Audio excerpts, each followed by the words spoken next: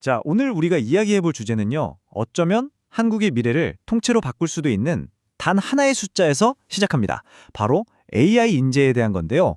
이 작은 변화가 도대체 왜 이렇게 중요한 건지 지금부터 한번 제대로 파헤쳐 보겠습니다. 화면에 딱 보이는 이 숫자, 플러스 16%. 이게 그냥 단순한 통계 같아 보이시죠? 근데 이게 사실은요. 한국 사회의 욕망이 움직이기 시작했다는 어쩌면 가장 강력한 신호일지도 모릅니다. 대체 이게 뭘 의미하는 숫자일까요? 정답은 바로 작년 대비 올해 대학 입시에서 AI 관련 학과에 지원한 학생들의 증가율입니다. 16%나 늘어난 거죠? 와, 이거 한국의 미래에 정말 희망적인 신호라고 봐야 할까요? 아니면 아직 갈 길이 한참 먼 이야기일까요? 오늘 이야기는 바로 이 질문에서부터 출발합니다. 자, 그럼 첫 번째 파트부터 시작해보죠. 작지만 중요한 신호. 흔히들 한국의 대학 입시를 보고 그 나라의 욕망 지도라고 하잖아요. 지금 이 지도에서 아주 작지만 정말 중요한 신호가 딱 포착됐다는 겁니다. 지난 수년간, 아니 수십 년간 이 욕망의 지도에서 가장 핫한, 가장 압도적인 목적지는 딱 하나였죠. 바로 의대입니다. 안정된 삶, 사회적인 인정, 이걸 다 보장해 주니까 그야말로 흔들림 없는 최고의 선택지였던 거예요. 그런데 말이죠. 올해 바로 그 16%라는 숫자가 이 돌처럼 단단했던 질서에 아주 작은 균열을 내기 시작한 겁니다. 의대가 아닌 다른 새로운 분야를 향한 열망이 꿈틀대기 시작했다는 증거 아닐까요? 자, 그럼 다음 이야기로 넘어가서 이 변화를 좀 더 깊이 들여다볼까요? 이건 단순히 의대 갈래, 공대 갈래 하는 학생들의 선택 문제를 넘어서요. 우리 사회 시스템 자체에 대한 질문을 던지고 있습니다. 핵심은 바로 이거예요. 한번 보세요. 의대는 확정된 길이죠.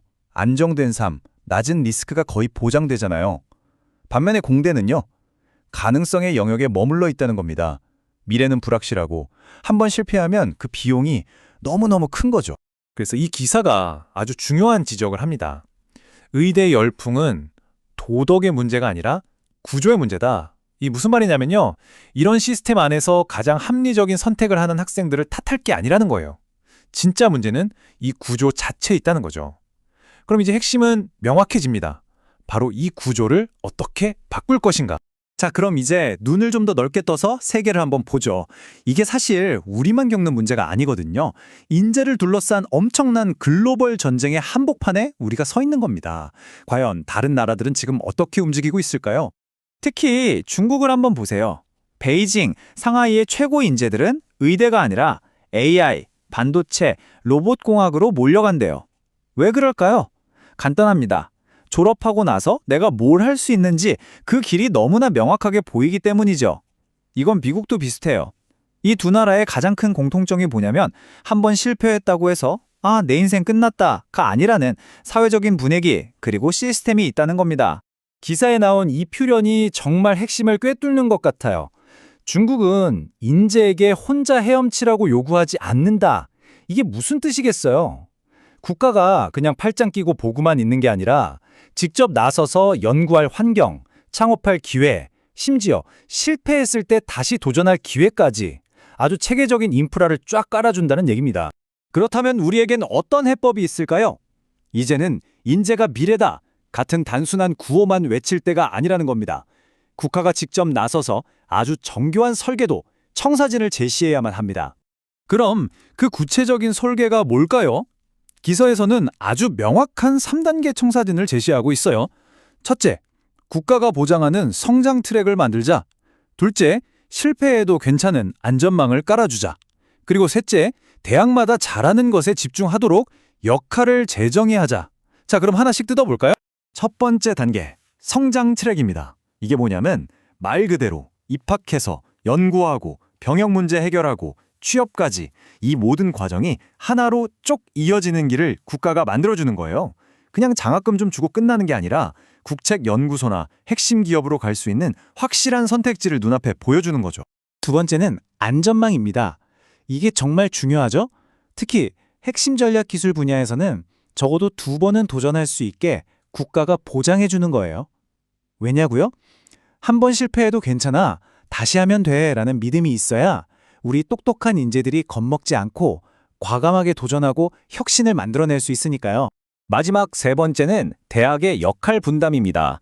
지금처럼 모든 대학이 너도 나도 그냥 AI 학과 간판만 내거는 건 의미가 없다는 거죠.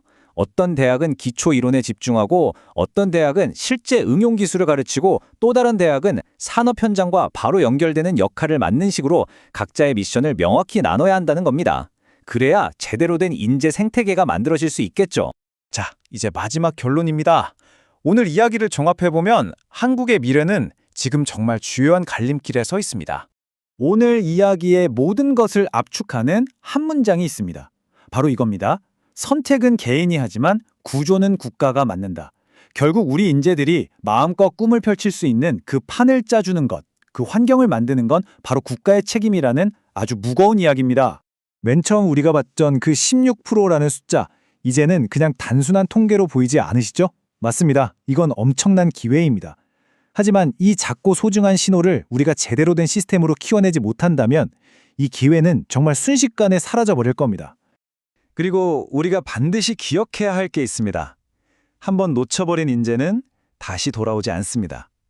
한 세대의 혁신가들을 통째로 잃어버리는 것, 이건 정말 돌이킬 수 없는 국가적인 손실이 될 겁니다. 그래서 마지막으로 여러분께 이 질문을 던지면서 오늘 이야기를 마무리할까 합니다. 과연 대한민국은 계속해서 의대에만 몰리는 나라로 남을 것인가? 아니면 공대에 미친 나라로 과감하게 방향을 틀 것인가? 그 선택은 다른 누구도 아닌 바로 지금 우리의 설계에 달려 있습니다. 재미있게 보셨다면 구독, 좋아요, 알림 설정까지 꼭 눌러주세요.